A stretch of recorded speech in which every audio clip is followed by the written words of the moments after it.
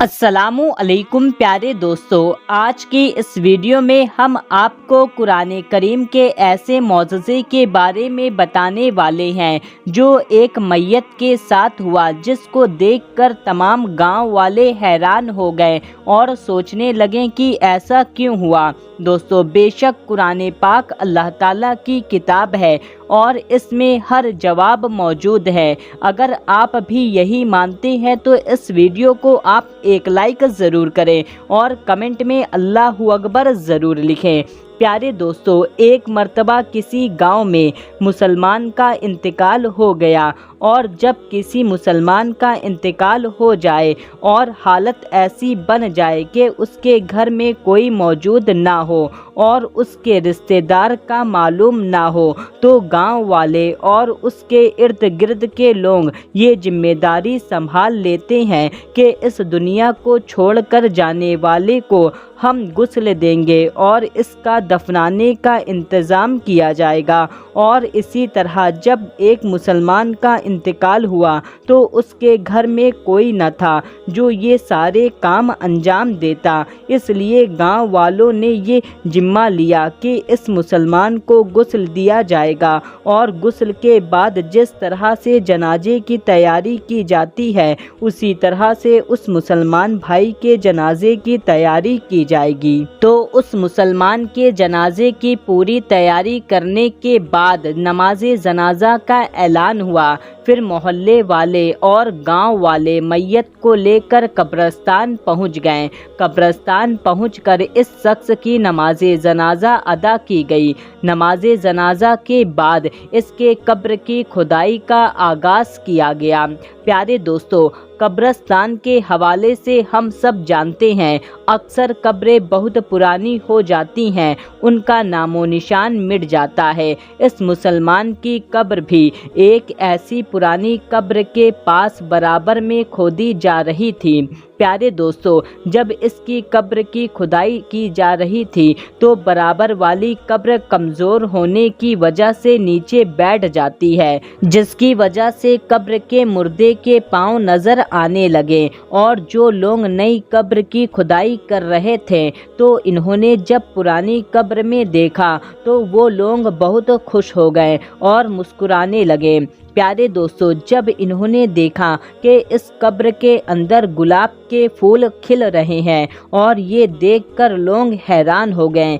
आज से पहले बहुत सी कब्र देखी है जिस पर फूल और दरख्त नज़र आते हैं और दरख्तों के साए में भी बहुत सी कब्रें देखी हैं, लेकिन कब्र के अंदर कभी फूल लगे हुए नहीं देखे। इस मंज़र को देखने के बाद लोग ये फैसला करते हैं, आधी कब्र तो खुल चुकी है तो क्यों ना इसकी अच्छी तरह से तामीर की जाए। प्यारे दोस्तों, उन लोगों ने कब्र पर अच्छी तरह से गौर किया और करीब से देखा तो उन्हें पता चला कब्र से बहुत अच्छी खुशबू आ रही थी। खुशबू इतनी अच्छी थी कि हर कोई मदहोश हो रहा था। गांव वाले देखते हैं कब्र तो बहुत पुरानी है, इसके बावजूद इस मुर्दे के जिस्म सही सलामत है और इसके कफन की चादर जर्रा बराबर भी मैली नहीं हुई है। ये मंजर देखकर सब लोग हैरान रह जाते हैं और सबके दिल में ये ख्वाहिश हो जाती है कि हम इस शख्स के बारे में और जानकारी हासिल करेंगे। आखिर ये कौन आदमी है, जिंदगी में इसने ऐसे कौन से अमल किए हैं जिसका इसको ऐसा सिला मिल रहा है, इसको आज भी सालों के बाद भी ऐसा सिला मिल रहा है। ये कौन सा अमल करता था, कौन सा ऐसा काम करता था। चुनांचे सभी ने ये फैसला किया कि इस शख्स की तलाश ज़रूर की जाएगी।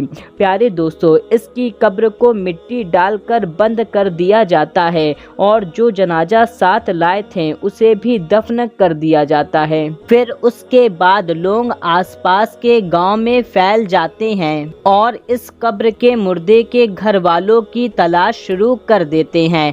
आखिरकार कई रोज की सख्त मेहनत के बाद और बुजुर्ग बुजुर्गों के मशवरे के बाद पता चला कि ये शख्स कौन था। फिर कुछ लोग इकट्ठा होकर उसके घर पहुंच जाते हैं जहां वो शख्स रहा करता था। बज़ाहिर वो घर देखने में बहुत पुराना लग रहा था। देखने में ऐसा लग रहा था कि यहाँ कोई नहीं रहता। लोग उस दरवाजे को खटखटाते हैं जिसके अंदर से बहुत कमज़ोर सी आवाज़ आती है और फिर दरवाज़ा खुला कि अंदर आ जाओ। गांव वाले घर के अंदर दाखिल होते हैं। प्यारे दोस्तों, जब वो लोग घर के अंदर जाते हैं तो देखते हैं घर के अंदर बहुत कमज़ोर औरत है जिसकी उम्र बहुत ज़्यादा हो चुकी है और इसका जिस्म बहुत कमज़ोर हो चुका है।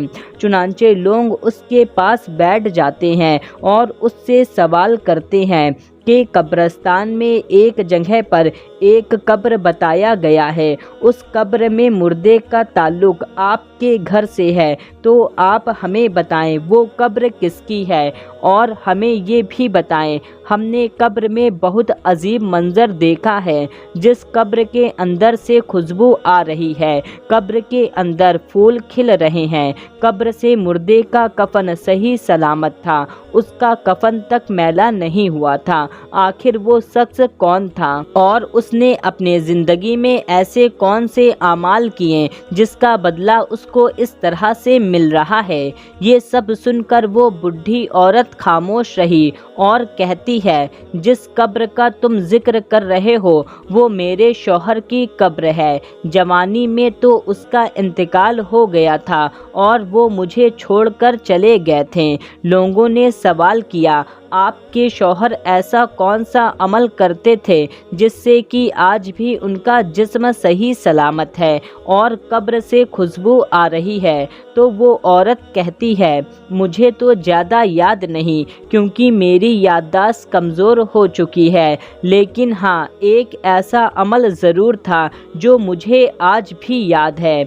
मेरे शौहर एक अमल को रोज़ दोहराया करते थे और वो अमल ये था कि वो जब फजर की नमाज़ पढ़ने मस्जिद में जाया करते थे तो वो देखते थे लोग नमाज पढ़ने के बाद कुरान पाक की तिलावत करते हैं और कुरान की तिलावत करने के लिए मस्जिद में ही बैठ जाया करते हैं और वहाँ बैठकर कुरान पाक पढ़ते हैं। लेकिन मेरे शौहर को कुरान पढ़ना नहीं आता था।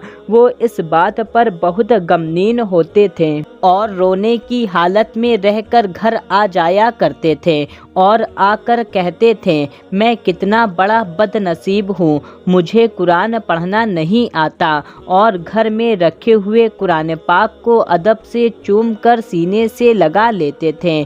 उनकी आंखों से आंसू जारी हो जाते थे।